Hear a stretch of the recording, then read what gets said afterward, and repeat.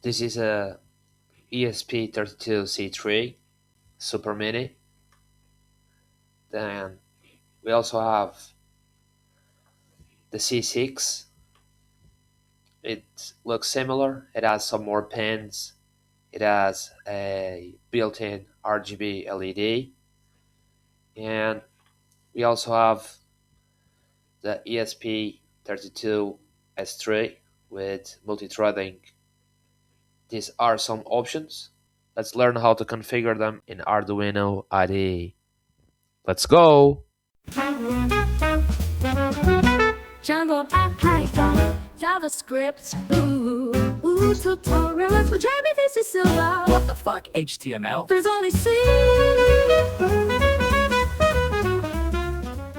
I will be following this post in my blog, link in the description, because you want to follow from there, you are super welcome. It's gonna work as a step-by-step guide. And first step, let's install the Arduino IDE. So I have the link in here. If you want to get it from Google, it's arduino.cc. And look for the download, choose your system. I'm gonna go with Windows and hit download, and let's wait for that. Okay, we have it. Now let's double click this installer and go through the process. Agree, only for me, install, and should be done quickly. And okay, it's installed. Let's run the Arduino IDE with finish, and here it is. This is the initial interface. Let me go back to this post in my blog, and second step, let's add the ESP32 board URL. So we need to go to File, Preferences, and add this URL to the additional board manager URLs. So we can check what's in here for curiosity. It's a lot of information about ESP32 boards, and we pass into Arduino through File, Preferences, and you have this input field in here. It's a matter of pasting.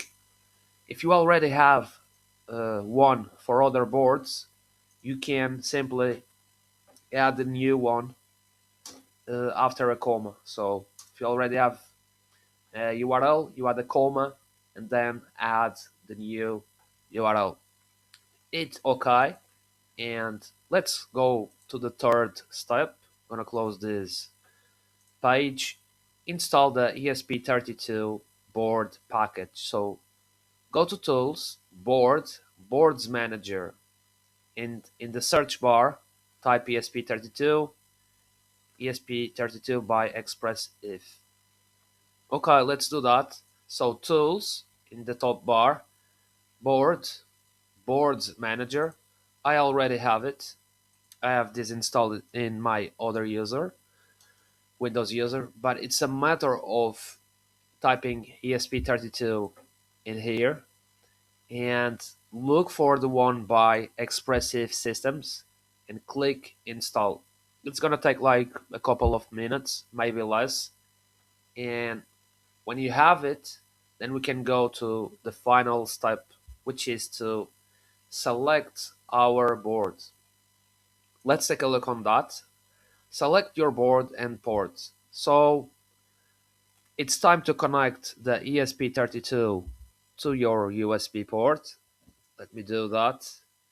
And go to Tools, Board, and select your board model. So I'm going with ESP32 C6 Super Mini, and I know which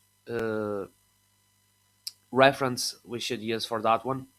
I'm gonna leave some of the references for different and popular ESP32s, but also in here we have more than one option. So we can come here to tools, board, the ESP32, and you can select the the board from here, ESP32 C6 Dev Module for my case. Or alternatively, you can come to this drop down and select other board and port. So, and you can come here, ESP32 C6 for my case, Dev Module. And then it's a matter of choosing the correct USB port. So I'm gonna disconnect it from my USB port, and you're gonna say that it disappears. And typically, it's the one with the USB between parentheses. So I'm gonna select it, COM4, and OK. It's working most likely, but let's do a final test with some example.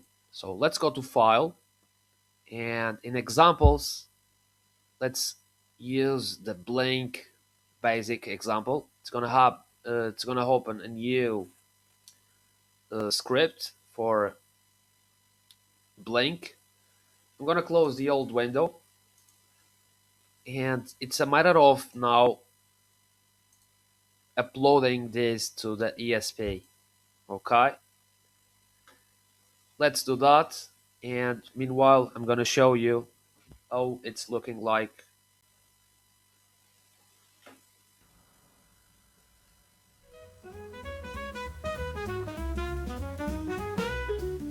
And there you go.